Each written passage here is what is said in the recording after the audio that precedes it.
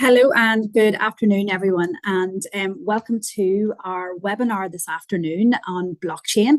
You're all very, very welcome. It's great to see so many of you here today. I will just maybe start by sharing the slide deck, start with a few introductions. I'm joined by a guest speaker here today as well, and we'll introduce Shane in due course, and just give you an overview of what is going to be covered in the webinar today. So if I'll just share my slides with you here.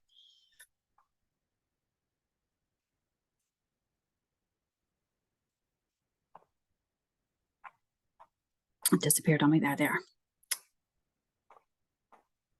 Okay. Well, look, as I said, you're all very, very welcome today. This is our first webinar in a series of webinars that we are running as part of the Clinton Leadership Institute here at the Queen Business School, in collaboration with the Digital Transformation Flexible Fund. And we'll talk a little bit about the fund in another couple of slides. But I just wanted to introduce the series to you. As I said, this is our first one. We have a number of additional and follow-up webinars coming up in the next number of weeks, as laid out in the little table there. So we have data analytics, smart technologies, AI, and immersive technologies. And those 4 webinars and this one today is really there as a support to helping you understand the technologies a little further, to help guide you in terms of where you might apply the technologies in your organizations. What are the benefits of the technologies and challenges with some of these technologies as well. And on each of these webinars, we'll cover sort of the background theory behind the technology, but equally then we are bringing in some real world case studies into each webinar from typical businesses like yourself, small, micro, maybe medium-sized enterprises, of where these technologies have been implemented, to give you a real better feel of the technology and what it might look like on the ground. The final webinar then, a really interesting one, is around digital transformation workshop. And this is one where we're running it in order to help you build your digital transformation plan, which is part of the requirements of the Flexible Fund application process. So this is a webinar. It will take you step by step through looking at what does a digital transformation strategy even look like? What are the contents? Where do you start? What types of elements do you need to put in there? So that's going to be a really useful, more hands-on type of a workshop for you there on the 25th of June. So do keep an eye on these as they're coming up. There's a little QR code there for you. Register your interest, come along to them. They will be recorded and available for viewing afterwards. So if you do miss one, that will be there for you. So just as I say, keep an eye on them as you go. So just by way of introduction today, so my name is Brenda Clarkin, and I'm a lecturer of practice here within Queen's University. My background is mostly working in practice and industry. Okay, so I've worked with small, medium-sized enterprises right up to the large multinational companies. And through that time, working very much in terms of understanding where technologies can play a part within those organizations. And be that technologies and just in terms of general data entry points, but then equally looking at where technologies can be implemented to help achieve overall company or organizational strategy. So hopefully today I'll be able to share some of that experience with you. I also work have worked in our family business, which is in the construction industry. Absolutely fits into the small and micro-sized organizations. There's only about 7 employees in the company. So again, I know exactly the types of challenges that you face on a day-to-day basis.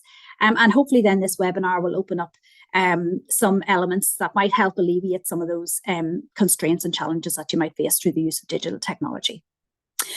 I'm also joined today by Shane McCarthy. Shane, delighted that you're here. Shane is the CEO and founder of Ireland Craft Beverages, which is a small micro enterprise here in Northern Ireland that has implemented blockchain in their craft beer production. So we're going to hear from Shane later on. He's going to share his journey that his organization has went through, looking at, well, why did they opt for blockchain? What benefits are they seeing from that? And equally then, what challenges have they faced on their journey too? So we'll look forward to hearing from Shane in due course. So just before I get into the detail, I suppose, behind the blockchain technology itself, I just wanted to cover off a couple of slides here, just as a setting the framework around, where this webinar fits in and what is it here to support. The Digital Transformation Flexible Fund is a 7.5 million capital grant fund. It's delivered by the local authorities. It's administered by Newrymorn and Down District Council, and very much supported then by Invest in I. The idea behind this fund is really there to help, first of all, small and micro-sized organisations, but it's to help them very much in the space of digital transformation. Okay, so I know very much, as I've said, just from the own family business, there are a lot of constraints and challenges that you face as entities of this size, and those resource or constraints could be financial, they could be skill set, they could be capacity, lots of different constraints there. But one way that you might look towards trying to overcome some of these challenges would be through the use of digital technology. And this fund is really set up to help these small and micro-sized organisations like yourselves get the benefits of some of these technologies and help you sort of grow a little further and reach maybe new markets and launch new products as a result of gaining efficiencies from these technologies. The centre of the slide there talks about that it's there to help business transformation, okay, rather than digitalisation or digitisation. And we're going to talk in a few minutes' time about the difference of those two terminologies and what they actually mean.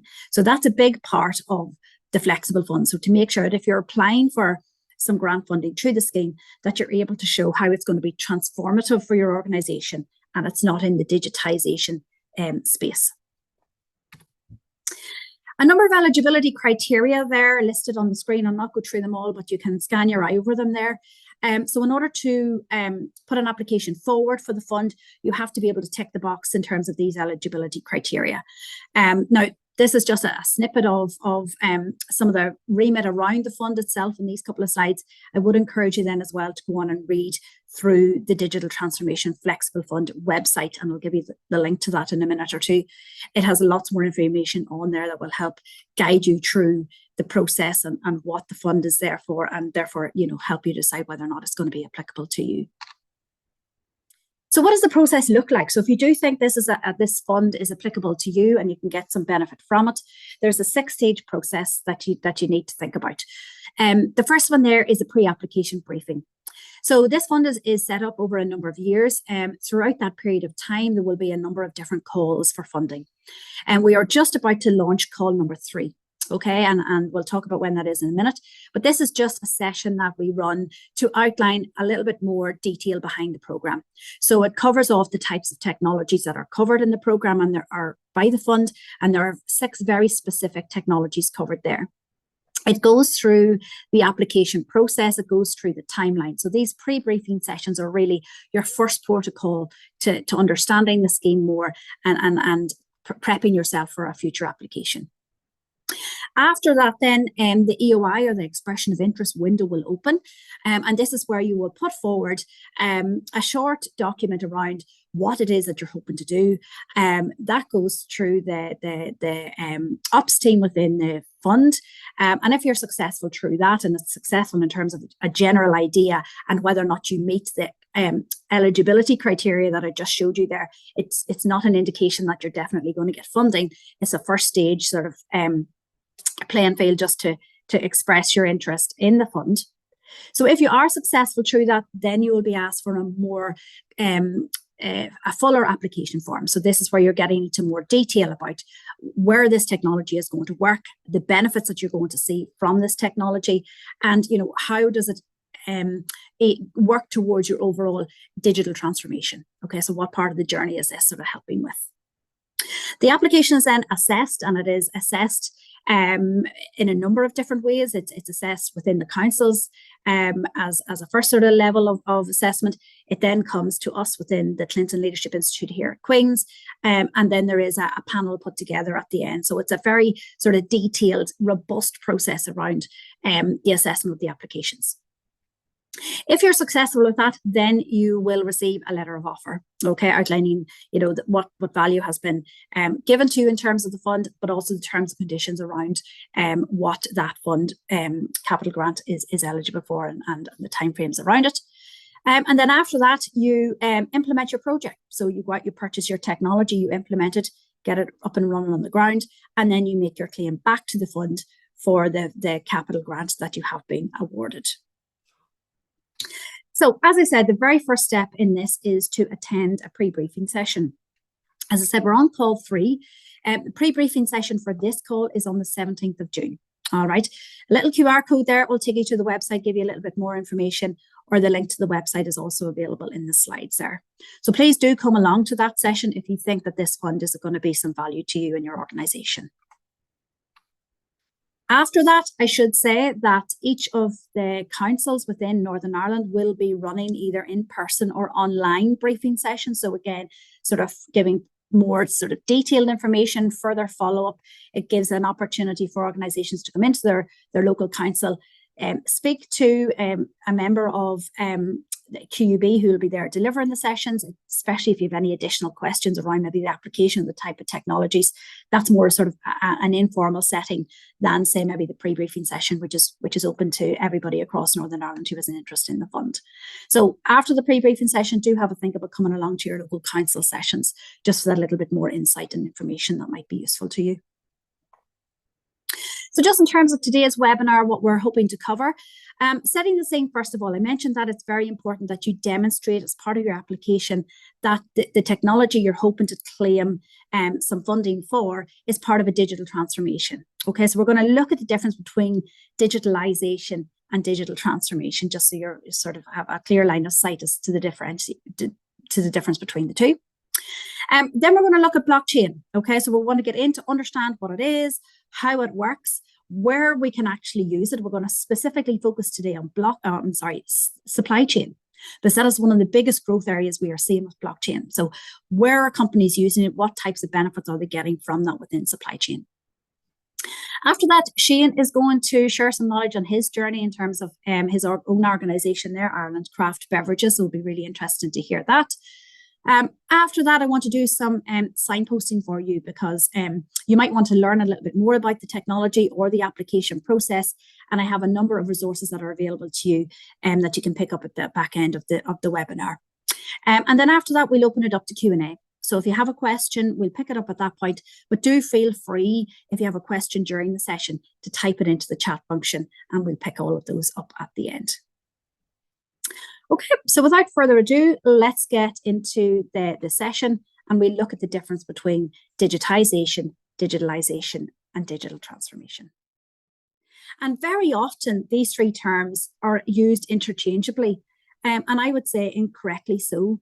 And we do need to make sure that we are using the correct term, and it's very important for the flexible fund that you're using the correct term to describe what you're actually doing. So we talk about digitisation, and this is really the first step in using any digital tool or technology. This is where you're moving from your manual records, your analogue records, and putting them into some kind of digital form. And that might be just moving things into a Word document or an Excel document, or putting it into some kind of software like an ERP system or a CRM system to gather the data in one place and to have it in digital form. So that's the very first step that you need to do. And very often as a small and a micro size organization, that's really where a lot of organizations sit. It's just getting it into that digital space to begin with. Once you have that done, then you can move into digitalizing the business. And what that means is that you're now going to start to use technologies with this digital data that you've created as a foundation. So maybe you decide to implement technology maybe at the front end of the business in terms of customer interaction. So maybe you decide to put in a AI-powered chatbot or something like that. Or then maybe you decide to improve your production process and you try to automate some of that. So it's using the digital data to help your business processes. The next term is transformation, so digital transformation. And I always like to think of this as a bit of an umbrella term because it's much wider than the other two and encompasses a lot more within it. So yes, of course, digitalization plays a part of that because you want to use your digital tools to help with your business processes. But there are a number of other elements that we would expect to see within a transformation, to be able to for you to demonstrate that you are actually transforming the organization rather than just digitalizing it. And that's, as I said, important for the business plan that you might put together to make your claim under the flexible fund.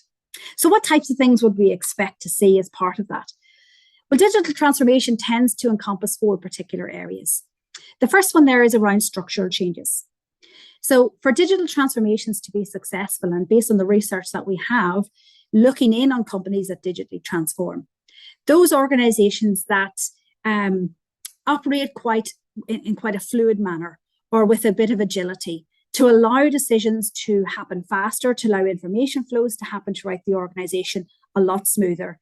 They show signs of being more successful at being digitally transformed than others who maybe are very hierarchical. So maybe if you wanted to make a decision, it has to be approved by 2 levels up, and those 2 levels take time to approve, and there could be questions and a bit of to and fro, and that all slows down that whole idea of making those, of being agile and taking advantage of these technologies when they're here, and certainly before hopefully your competitors take advantage of them.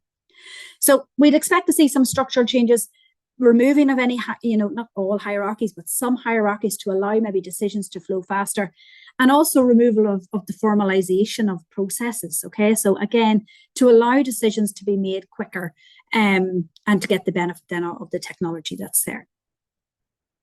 We'd also expect to see a cultural change. Okay, and that can happen in a number of different ways. So it might be physical changes within the organization. If I was to walk into one of your organizations today, what would I be able to see in order for me to understand how digitally transformed you are? And it could be a simple thing of having, your mission and your vision, maybe at your reception desk, and within it, you talk about being the digital business or how you're going to digitally transform. And that sort of sets the scene right from the minute you walk in the door.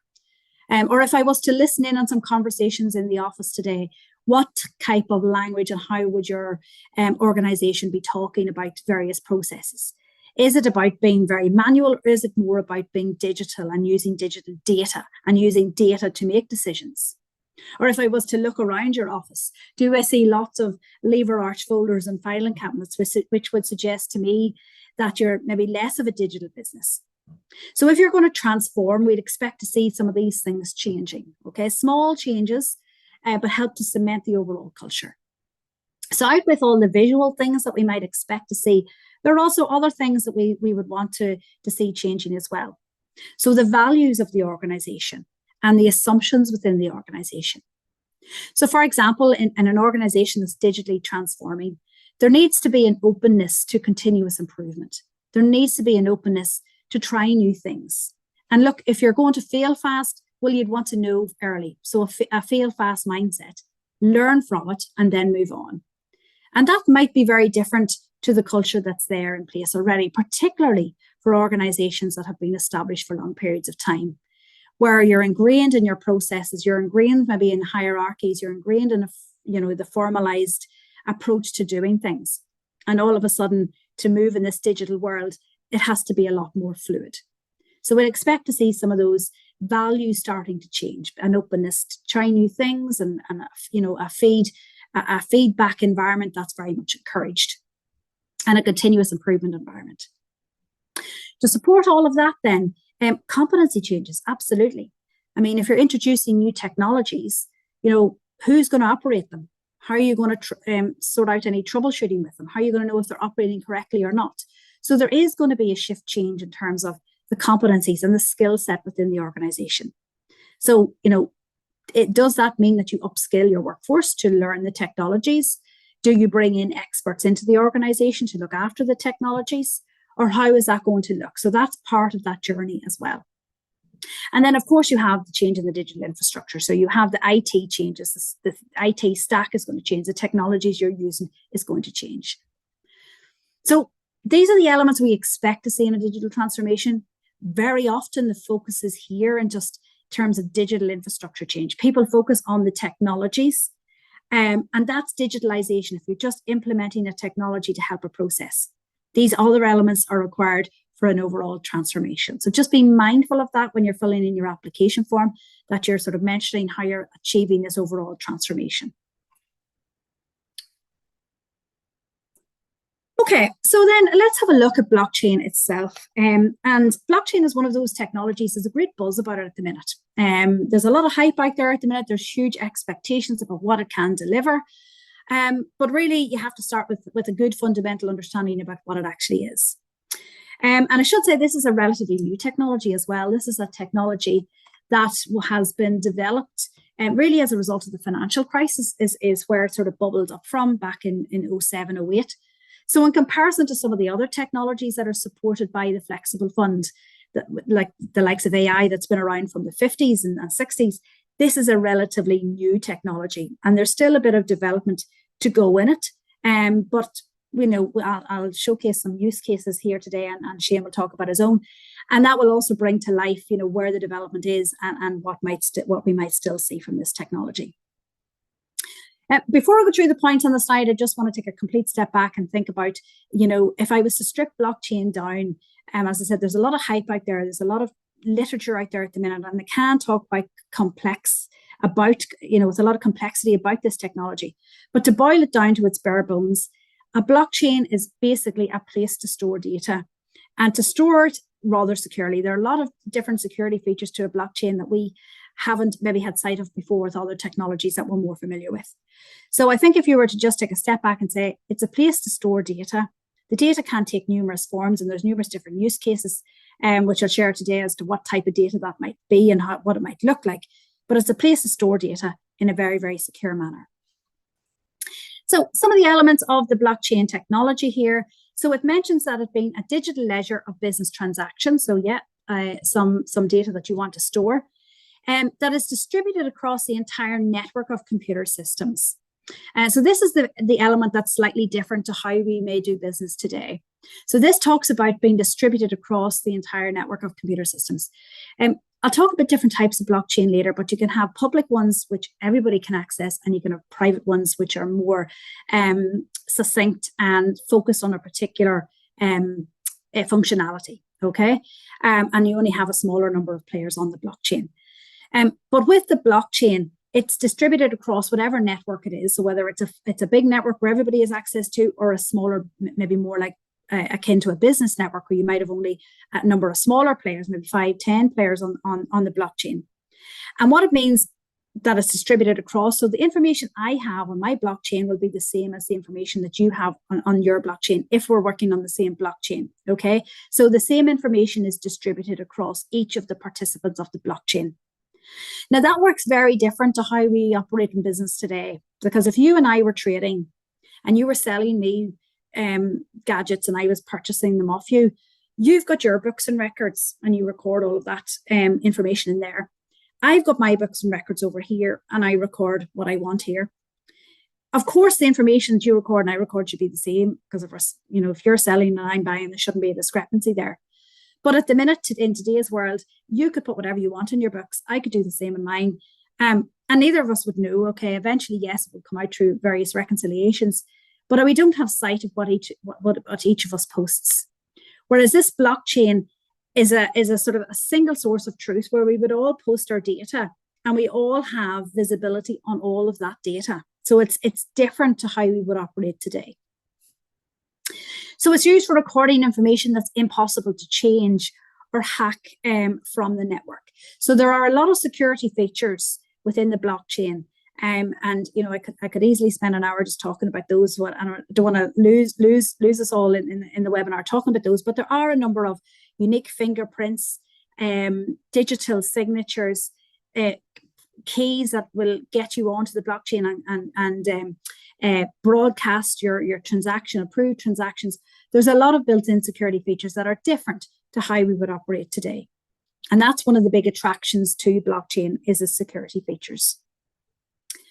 In a blockchain, each block contains a number of transactions. And when a new transaction happens, it's recorded on each participant's ledger.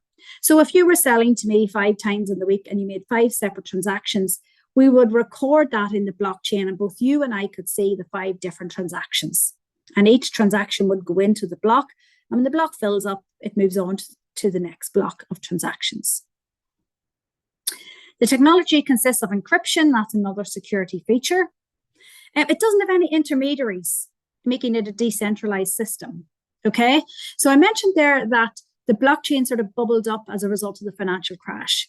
And this is where people lost faith in the banks. The banks were crashing. The banks needed a lot of support from governments. And people lost faith in this central authority. And therefore, the birth of cryptocurrencies really took to stage. And it doesn't have an intermediary. So there's no central bank running the cryptocurrencies. It's a decentralized ledger. So we all have the information about the cryptocurrencies that are right there. So that's very, very different to working with that central authority like a bank or like government, whatever. Depends on what you're using it for. And in a blockchain system, the authenticity of the transaction is verified and confirmed by participants. So this is a new way of doing business as well. There is this thing called consensus within a blockchain. Okay, so for a transaction to get entered onto the blockchain, there has to be consensus within the users on the blockchain.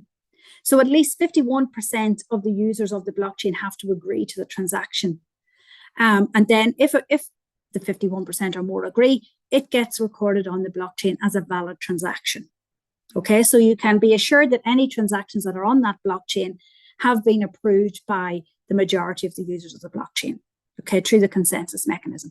Again, that's something completely different to what we're used to today in terms of recording our data. We don't need to get consensus from anyone to record information in our own ledgers, but this one we will if we're using the blockchain. So a couple of the key characteristics then, just to sort of summarize and bring that all together, it's decentralized. In other words, the users of the blockchain all have access to the same information. Okay, it's immutable. There are a number of security features that will make the data really difficult to change within a blockchain. It's not completely immutable. There are ways and means of changing data, but it is very, very difficult to do so. And the consensus mechanism surely helps with that as well. User anonymity. So in other words, you know, your name and your ID isn't up there for the world to see in terms of the blockchain. So you work behind public keys and private keys when you're working on a blockchain, and they're unique identifiers, and they tend to be just a trail of letters and numbers that identify you, but no one else knows that it's you behind the transaction. So there is a bit of an anonymity there. Execution. So it allows transactions to be executed much quicker within a blockchain, and I suppose it really comes down to what you're using the blockchain for and how you set it up. But we do have a thing called smart contracts within blockchains now, which I'll talk about in a little minute. And this is where we have contracts that will automatically execute themselves without the need for human intervention once they're set up initially in the blockchain. So execution transactions can get executed much quicker with less human intervention, less chance of error. Consensus mechanism, talked about that already, just with the majority of the blockchain having to agree to the transactions that are there. And a big win for the blockchain is transparency. So the ability to see exactly the transactions that are there. And later on, we'll apply this into the supply chain space, and where we're able to see the whole journey that a product might take through the supply chain. So getting that visibility and that transparency. So again, lots of new terminology, lots of new ways of recording our transactions. So just go through where we are with blockchains at the minute and how it's developed over time. We started off, around the time of the financial crisis with blockchain version 1. It started this peer-to-peer network, so that idea of being decentralized and everybody having the same information. And that's really where the cryptocurrencies started. Blockchain 2 came along then, and it widened the capability of blockchain, and it moved into this zone of smart contracts. So I'll talk about that on the next slide. And now we're in blockchain version 3, and some actually say we're moving into version 4. But blockchain 3 then expanded the capabilities of blockchain even further. So it doesn't just now operate within the blockchain itself. It does have the capability of reaching out to other resources and working in tandem with those resources or other sources. So say, for example, you were recording transactions in foreign currency and you wanted the transactions to be translated at a particular rate on a particular day or a particular end of the month, whatever it was. your blockchain now can stretch beyond that and go to a source that you have allocated it, maybe a bank website or an FX exchange website that you believe is true and accurate in terms of exchange rates, and pull those exchange rates into the blockchain system. So it's given it a wee bit more functionality to move beyond just the remit of the blockchain itself.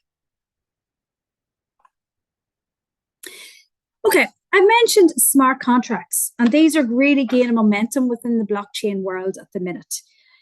So what are they?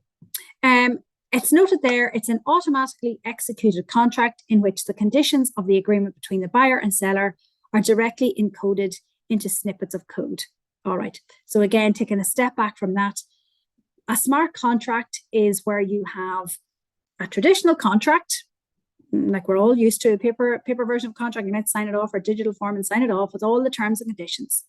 Taking out some of those terms and conditions and building them into a blockchain so that those terms and conditions will automatically execute themselves at a particular trigger point or at an event stage, or when a condition has been met that requires action to be taken, and will execute that condition or that requirement automatically.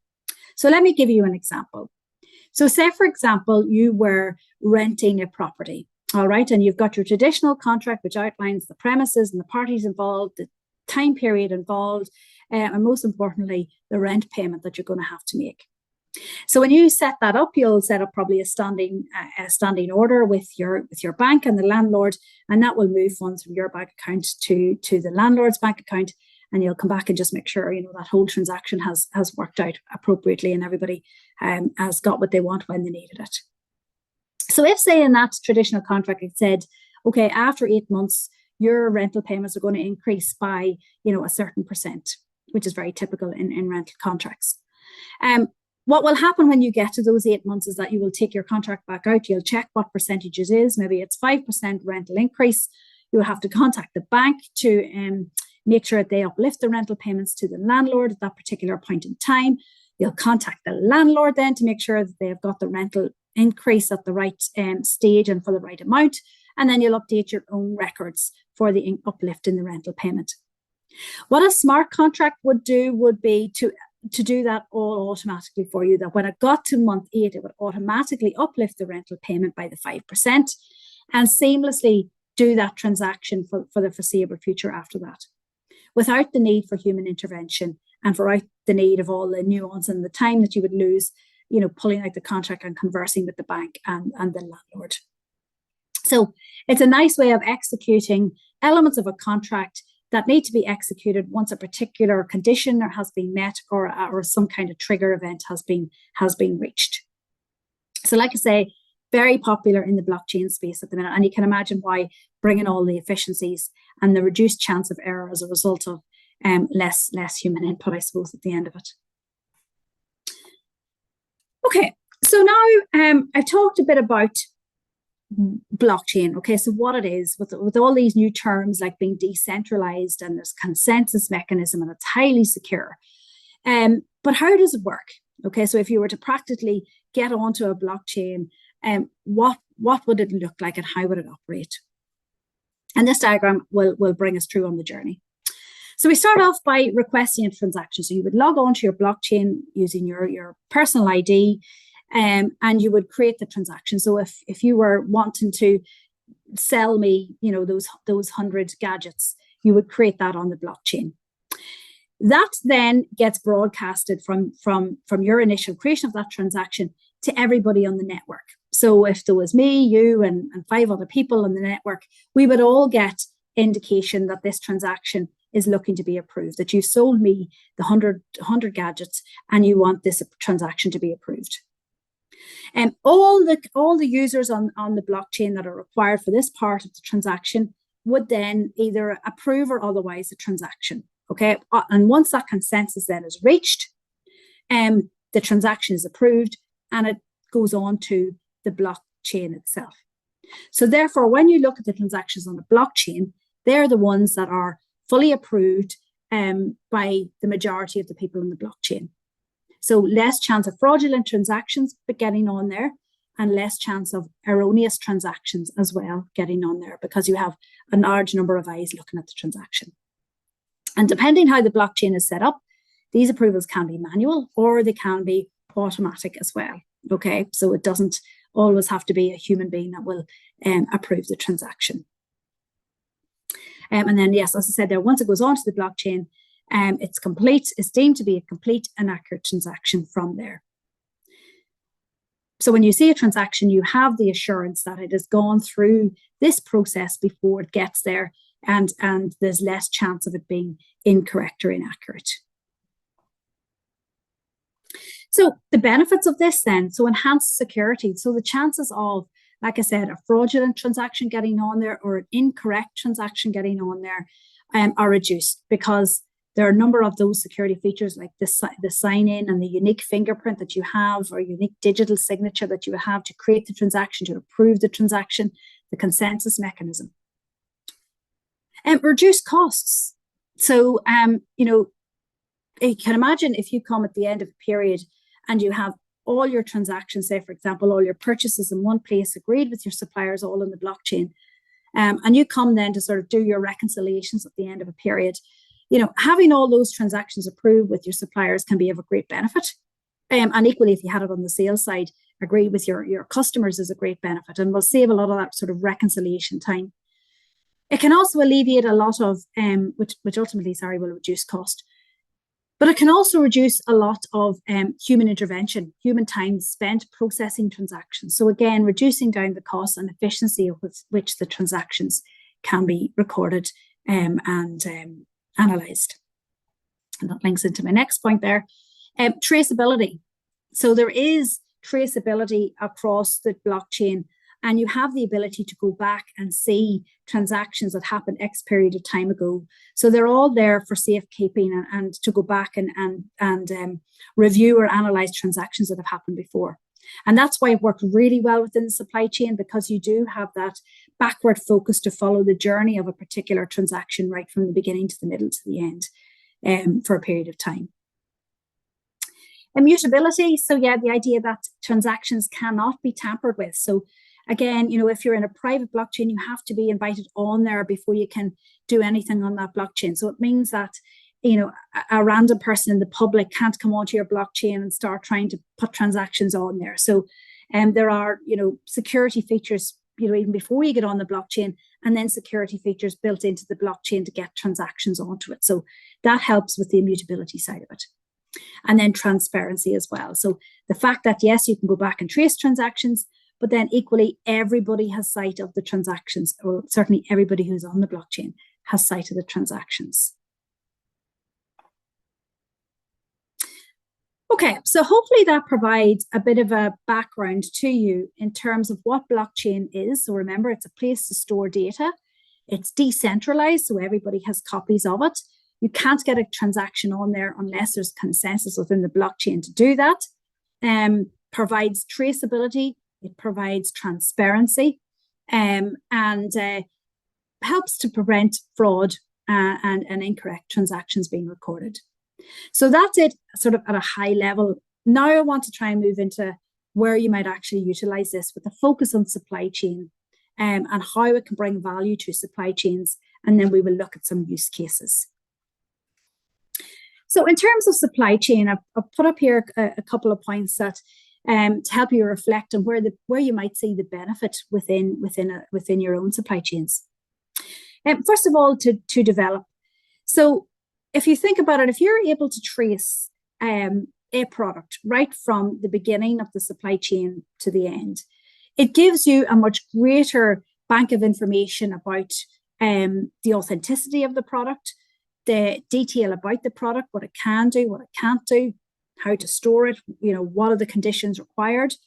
And that's really good, in the space of, maybe R&D, particularly where you're developing maybe new products and you're having to use inputs and you want to know about those inputs. What journey have they come on? Are they ethically sourced? Do they meet the spec of what I need in my R&D project? And to have that authenticated by all the users on the blockchain. So it means when you're designing your project and you're developing your new products, you're more in a closed loop, what we call closed loop design, because you have all the information available in one place to help you make the decisions. So it can be good from an R&D perspective. Super good at planning. okay? Because you can interact and understand more with your suppliers, okay? So you will have traceability of where your products are, who they're with, in what numbers and batches are they coming. So it allows you then to plan your own operations on the ground and your own production, your own inventory levels, and maybe any risks that you might foresee coming down the line. So you can identify them earlier, react to them, and try and mitigate them. It allows you also to source products a lot more cheaply maybe than in the past, because the information that you might need in order to determine which products you want to go with or which raw materials you want to use, the information about those products could be sitting there in blockchains for you to access, review, and then make your decisions on. So sourcing of materials can become a lot easier.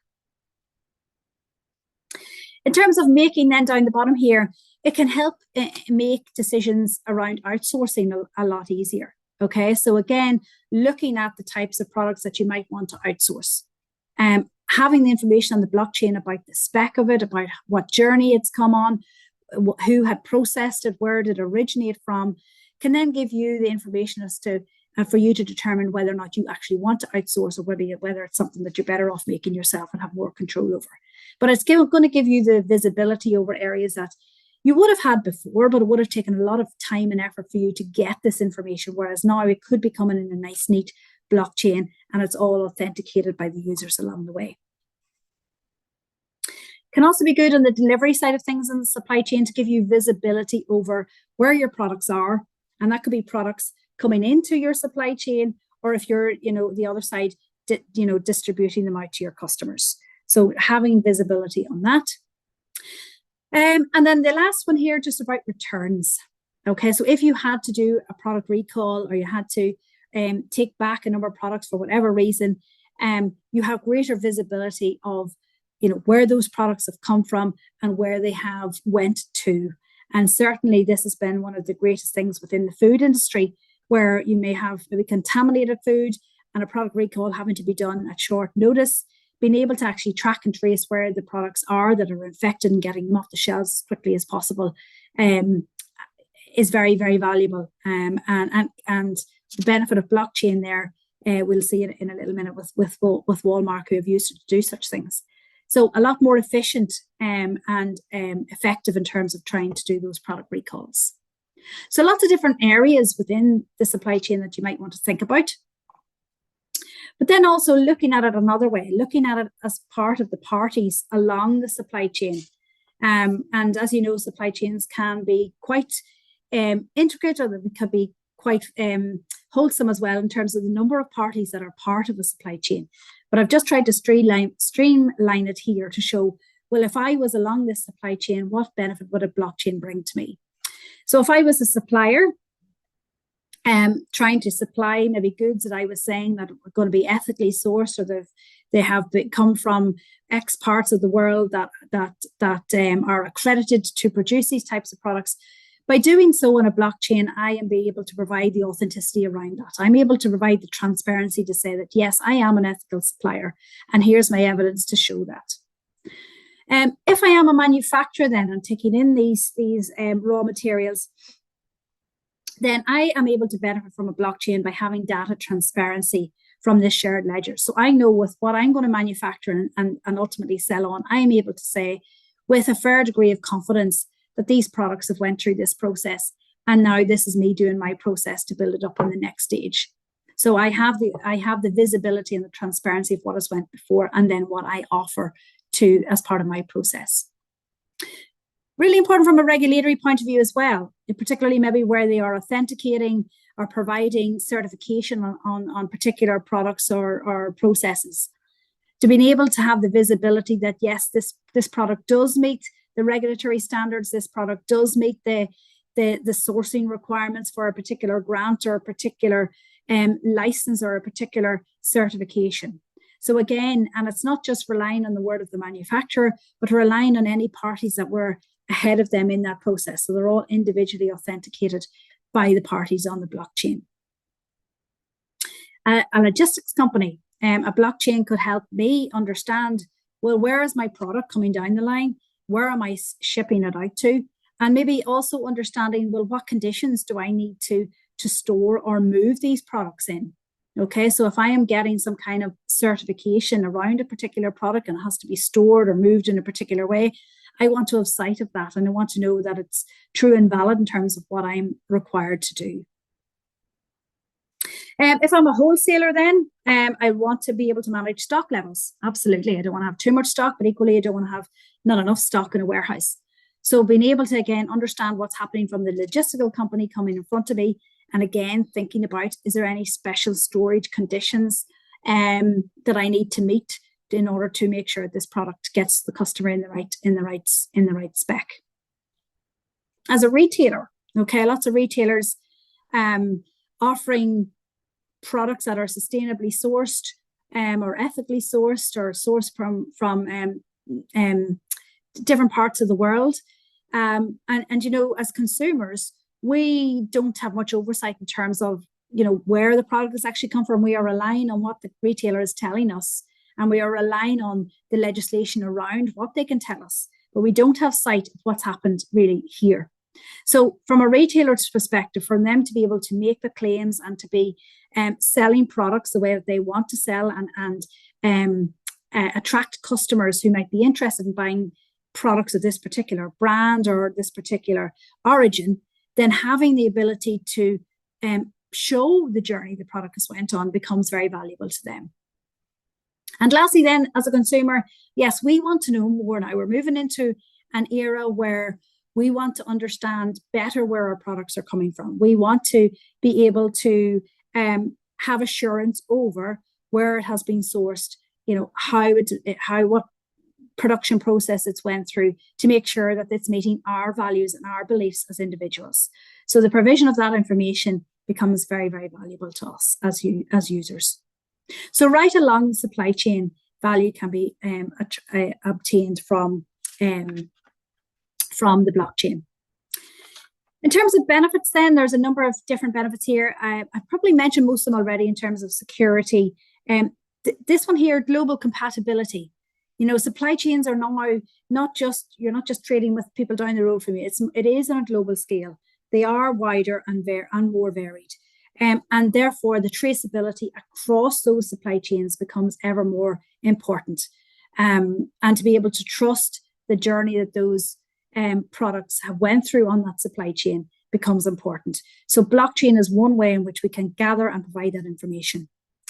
Provenance, the ability to show where your product has come from, that demand is coming from customers. We are now placing more of an emphasis in terms of our own values and beliefs on products, and therefore we want the products we buy from different retailers to be able to meet that. Accelerated process, absolutely, from the point of view of you know, particularly the smart contracts executing contracts much more quicker. Maintaining ethical supply chain. Yeah, depending on the pathway of the product, that could be one way of proving that ethical supply chain, and absolutely can reduce the cost of the transactions. We're reducing those intermediaries along the way, and we're getting everybody to certify as they go. Okay, so just then comparing maybe where we are today in terms of supply chain versus what blockchain might be able to offer us within the supply chain around data integrity, security verification, and then government regulations.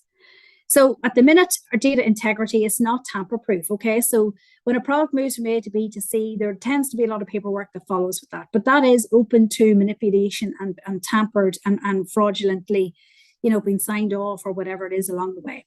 A blockchain is tamper-proof because, you know, as an individual, you're invited on, you are the person who has shipped the goods, you are the person who has processed the goods or manufactured the goods. So it is more tamper-proof. Security of the data. In a traditional way, at the minute, the data tends to be held by one or maybe two bodies where the information, you know, is centralized. If anything happened, one or two of those bodies, the whole thing could fall apart and the information is lost. Whereas with the decentralized approach in the blockchain, where everybody has the information, it doesn't matter if somebody's system goes down because all the other players on the blockchain has that data as well. Data verification, we have it achieved here in the blockchain because all the parties along the blockchain will tick it all off as it goes. And it's obviously not achieved then in the traditional means. It's not achieved with any kind of, I suppose, assurance. You're not assured that whoever has ticked off the data has done so and they're supposed to have done so. And then government regulation. So if you're a company that's saying we meet the regulation X, Y, or Z, the blockchain will allow you to achieve that through authentication. Okay, so nobody gets on that blockchain unless they're supposed to be there and they have a purpose to be there. Whereas right now, you don't have that authentication protocol. So, the government is relying on, what is an organization is telling them and what maybe paperwork they have. But we all know with paperwork, it can be skewed right or left. If the organization is that way inclined, the blockchain provides much more assurance around that process. Okay, so just want to cover up a quick few slides here just around where we see this within the food industry, and then I'll let Shane talk about his examples in the beverage industry. And the food supply chain was one of the biggest areas that, as I say, we see the blockchain being utilised, and that's because there are a number of different issues within the food supply chain. We have issues with food safety, with sustainability, food fraud and wastage as well. And then brand trust. So do we trust if something has a particular label on it that has actually come from that manufacturer or that producer? We're not sure. But blockchain is one way in which it can help all of those elements.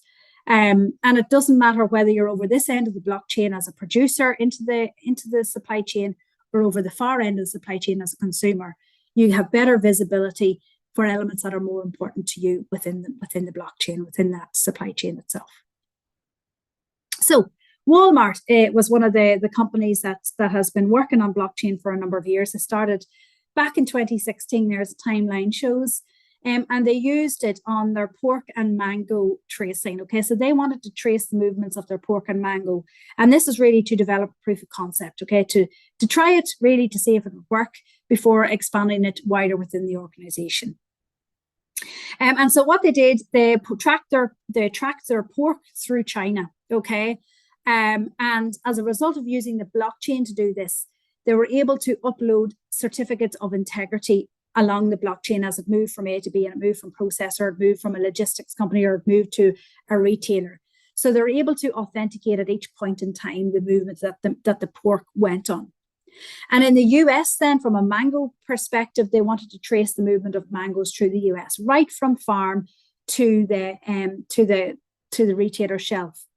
And what they found when they used the blockchain was that they were able to trace the movement of their mangoes.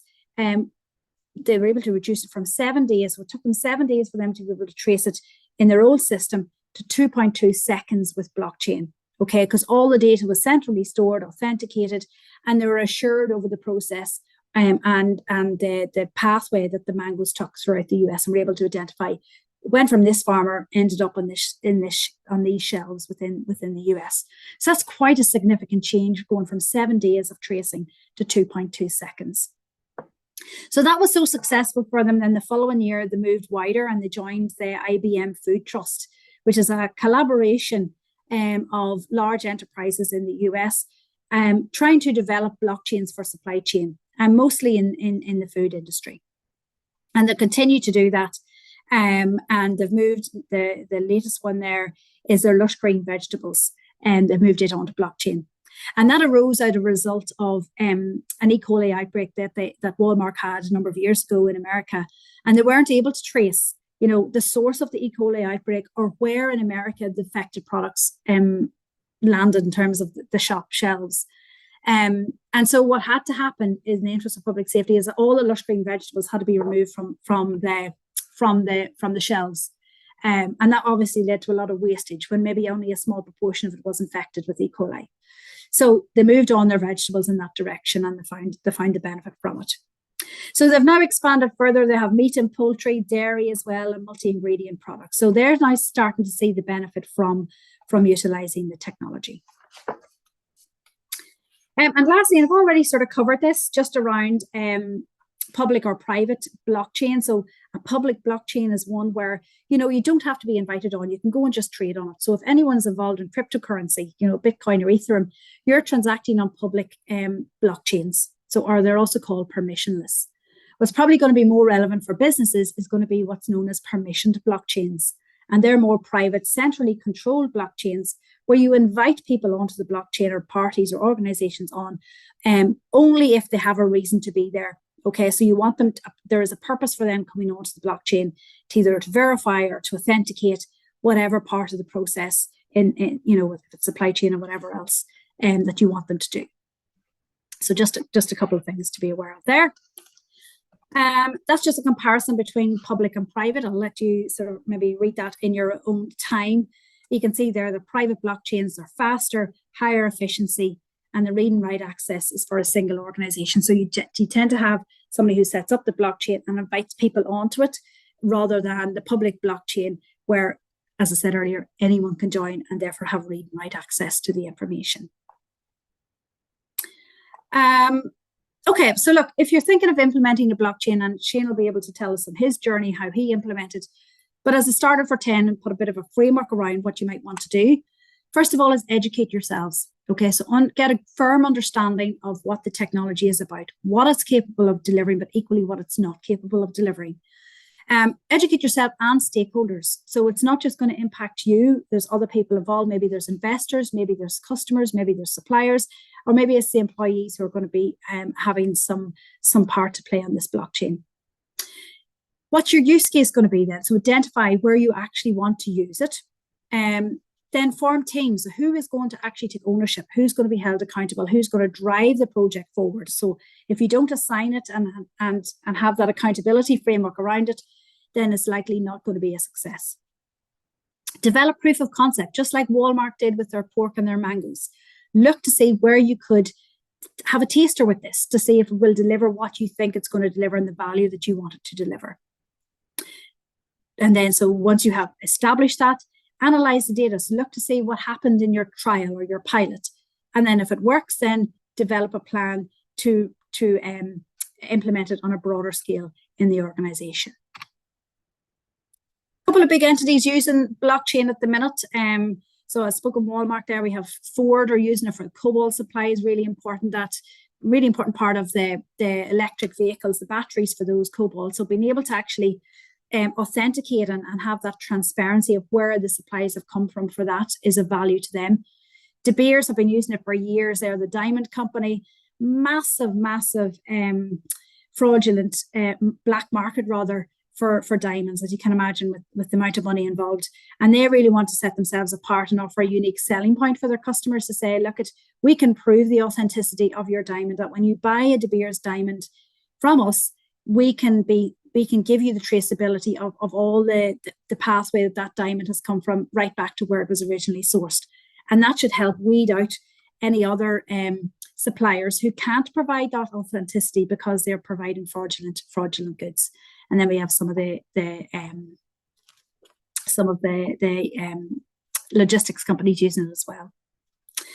And then just to wrap up, blockchain as a service. So if you did want to test this out, where, in terms of a trial run or without actually investing in the blockchain technology itself, there are lots of providers out there that can do it as a service. So it's a cloud-based system that operates all the back-end parts of the blockchain technology, so you don't have to invest in the development of that technology.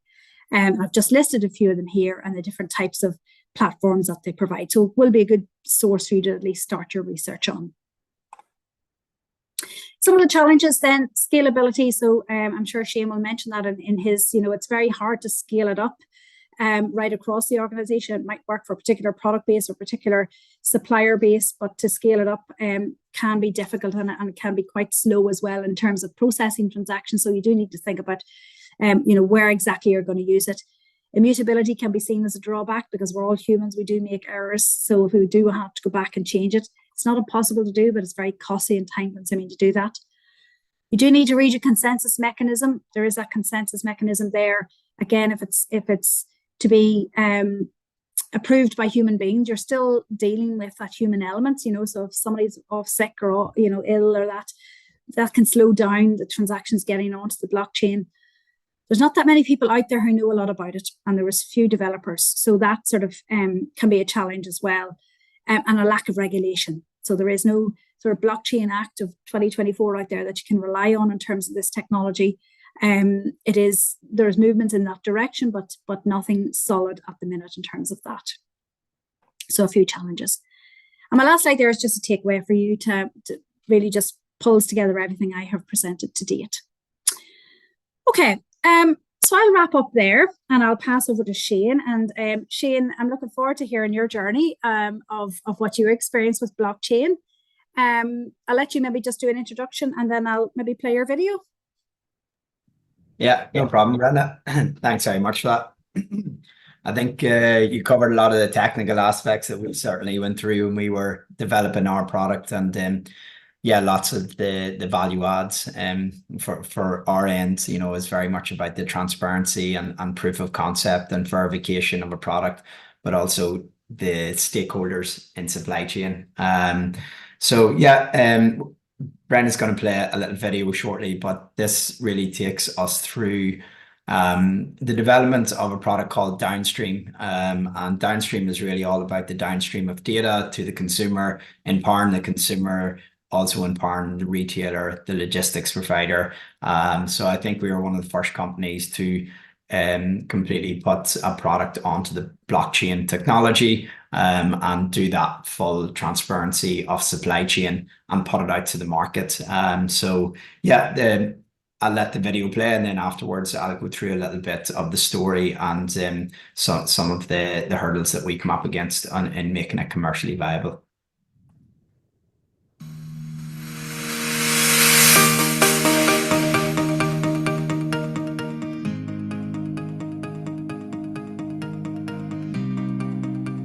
Downstream is the world's first beer to use blockchain technology to showcase everything you want to know about the beer, including its ingredients and the brewing methods, the people and the process involved in making the beer.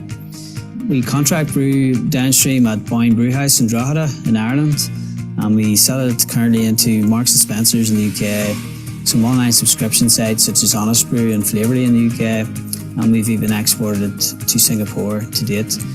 Our ambition is to make Downstream an exportable product across the globe, and so we're working on some new markets presently. The beers that we have to date in the Downstream range include Hybrid, which is an Indian Pale Lager, Token, a Session IPA, Autonomy, a Juicy Pale Ale, and Babel, which is a Pilsner. So on the front of our cans of Downstream there is a QR code, which most people don't really know what to do with the QR code, but nowadays there's a built-in feature on iOS cameras that it automatically picks it up. Or if you're an Android, you might need a QR reader the consumer can scan, and it brings them to a unique site that tells them when their beer was made. It's time-stamped and geolocated to the brewery. It tells you the people involved, all the events and raw materials, including their information like their batch codes. And it gives the consumer a lot of interactivity into how it was made.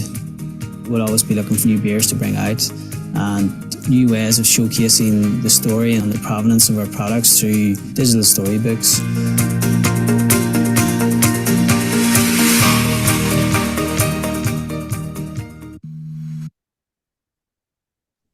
Yeah, so that's a little overview, I suppose, from Liam, one of the other co-founders of Downstream, and what originally kind of, I would say, initiated us in this journey was the why, you know, and for us, when you're a small player or a small business, you're kind of like, you're up against big business. So especially in the food and drink industry, a lot of the big commercial businesses have a lot more spending power. So for us, we found a lot of what people would call pseudo craft beer or fake craft beer coming out on shelves. So a lot of consumers would perhaps think that they are supporting local business or their money is going back to full circle economy, where, you know, actually 80 to 90% of what was on the supermarket shelves was all going to the same company or the same PLC. So, you know, that was one of the big reasons that we wanted to really look at this sector in terms of, well, you know, when you go back in time and you look at when labels were invented and why they were invented, it was against robbery in local retailers. And we thought, you know, we've moved a long way with technology. Perhaps there was a way of integrating robust technology into everyday label. And I think we've come a long way in the last 10 years 10 to 20 years in both technology and integration, both within products and lifestyle. So having a little bit of knowledge in the area of fintech, I began a journey with the team in how we might integrate that. And as Brenda was saying, you have your public blockchain and your private blockchain. And I think there's a little bit of confusion sometimes in the market, especially around perhaps the area of cryptocurrency, where they tend to grab the headlines because people get drawn by maybe making money quickly. But this is probably one of the most robust use cases, I would say. The kind of sector of Bitcoin where they are built on a blockchain, and it's immutable and it's never been cracked. And so if you're to do that within a supply chain, it really holds the exact same advantages. So when we went out, we started working with a blockchain company called Darknet at the time, and we were working, as we said in the video, with Boyne Brewhouse. But over time, we ended up moving to a larger entity. So again, as shown in this presentation, the likes of Google, Amazon, Microsoft, they're all starting to offer kind of track and trace, but on another level of immutability and transparency. So we ended up working with a company called GPass in our latest run of downstream beers, and they're actually a spin-off of IBM, Microsoft.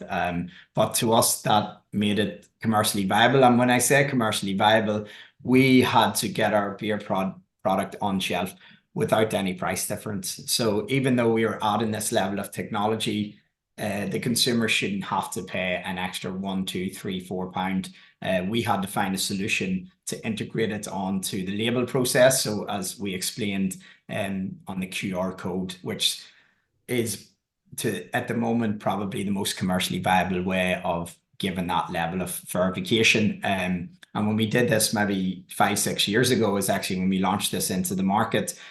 This was pre-COVID, so QR codes were maybe not as highly utilized off, but more so in Asian markets, QR codes were used a lot more, and that was one of the reasons that we put the QR code front and center of the branding to make it easier for the consumer to verify and engage.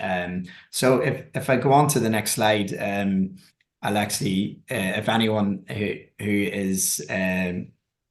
has their phone on them at the moment, as I say, you can actually hold it up to the QR code on this slide, and you should get an idea of what you get when you scan the QR code. So you really get a verification of, yes, this is a product that has come from where it says it comes from. So it's proven provenance, it's proven authenticity, and it gives you a verification code. So it really is a step towards anti-fraud as well. But also, as Brenda mentioned with Walmart and some of the bigger corporations, the likes of Marks and Spencer's and big retail, this transparency in supply chain, if there was a contamination within the product, it allows them to recall the product or find exactly the batch of products within a couple of seconds. Whereas we have seen it can take up to 7 to 10 days to actually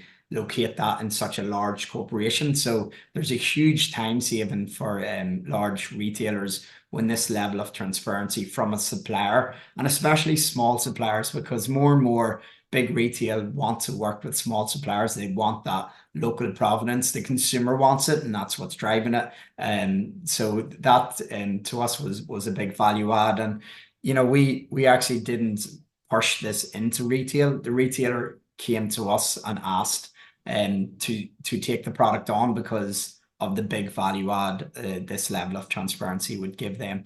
So that was another big value add for us. But I think the biggest hurdle, and sometimes people, maybe going through a lot of the technicalities, I really think of this in terms of track and trace. And if you're a small company and you want to prove provenance and you want to show integrity of what you're about and the people behind the product, this is great technology to reinforce that. And a lot of it runs in the background. So I would say you don't need a large level of technical or software knowledge. When you implement it or bring on the company to work with you on it, they will hold a lot of that technical knowledge. It's really, working with them hand in hand and to give them maybe the needed branded assets, or some of the digital, which we mentioned at the very start, the digitization. A lot of it might be given in the digitization of your product, of what happens on a daily basis, and then they'll take it to the next step. And then coming back to the commercially viable, we were able to get this to about 1p per label. So when we were running this on batches of maybe 30,000-40,000 units, and then as you scale up, it becomes cheaper. So that was probably the biggest hurdle that we had to overcome. At the moment, we are looking at again for the whiskey world and luxury items. But I would say, once you get a good blockchain partner on board, that becomes a big kind of helping hand if you are looking at this from a small business perspective. And I think, which was really explained well today, is there's way more value adds and upside in this, and there's so many I think other aspects that will perhaps be mandated down the line, whether that's sustainability of the product or even mandates around the carbon footprint of the product, or the other pieces that we've looked into, or even integrating smart contracts. So if someone has an allergy or needs to check if a product is gluten-free, actual software being able to run right across your supply chain and actually verify if your product has this allergen in it, then it would mean a big red X that they shouldn't be eating it, they shouldn't be drinking it.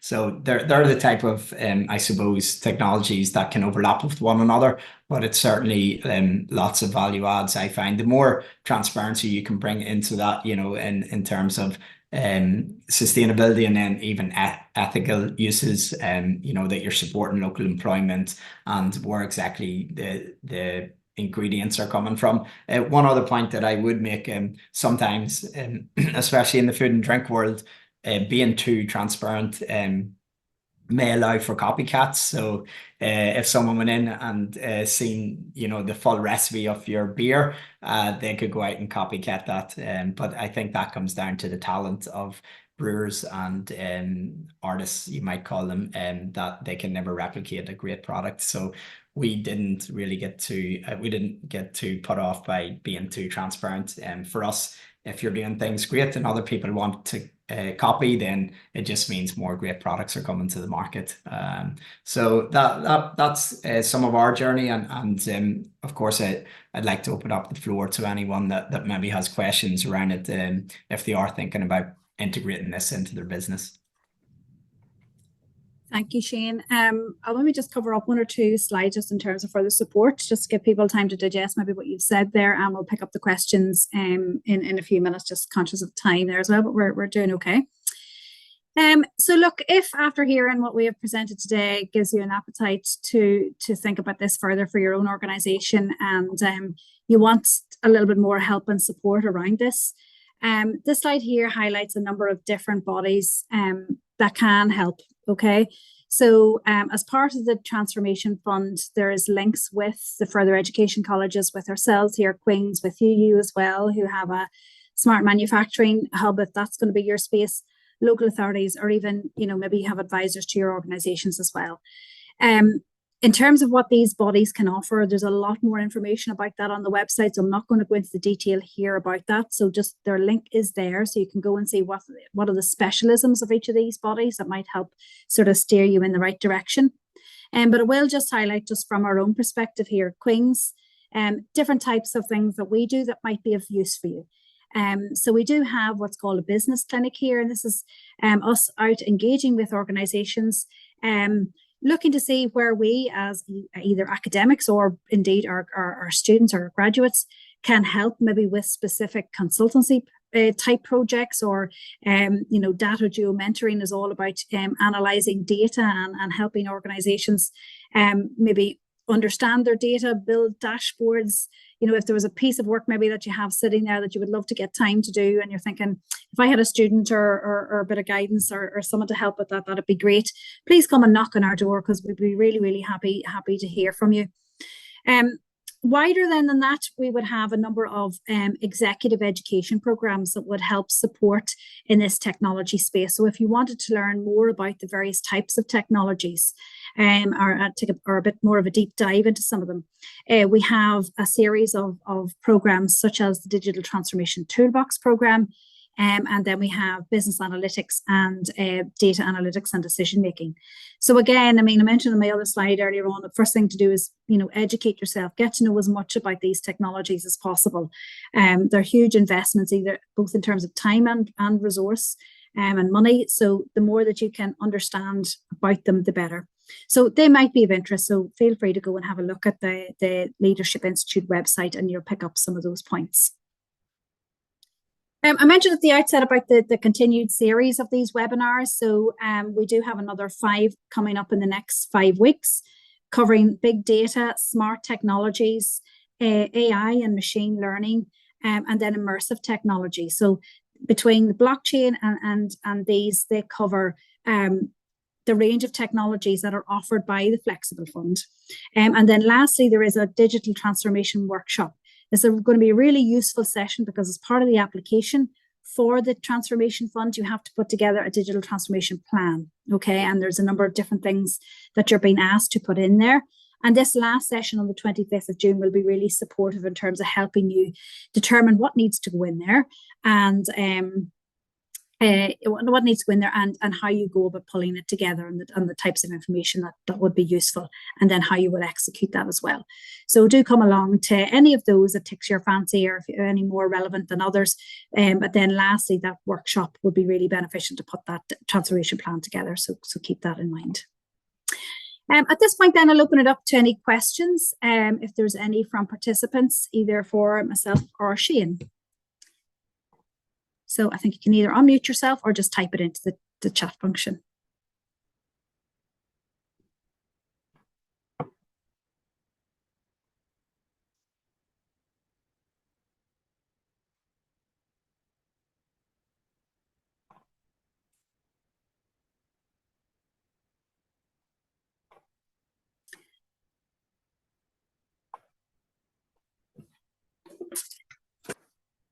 I don't see any coming through, Shane. So either we've answered all their questions, or we've completely bamboozled them with all things blockchain.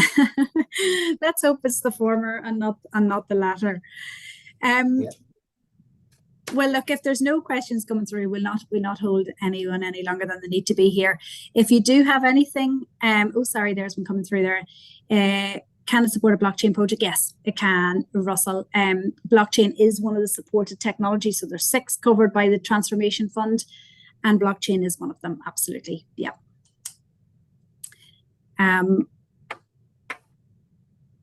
If anyone does have follow-up questions after the session, you know, feel free to get in touch with us at the Clinton Leadership Institute, and we'll certainly try and answer your questions offline. But other than that, I just want to say a thank you to Shane for coming along today, sharing his story on blockchain. It's great to see an NI business utilising the technology like blockchain in a very successful way. And thank you to everyone else for coming and listening to the webinar today. It's been a pleasure. So thank you very much, and see you soon. Thanks, Brenda. Bye now. See ya.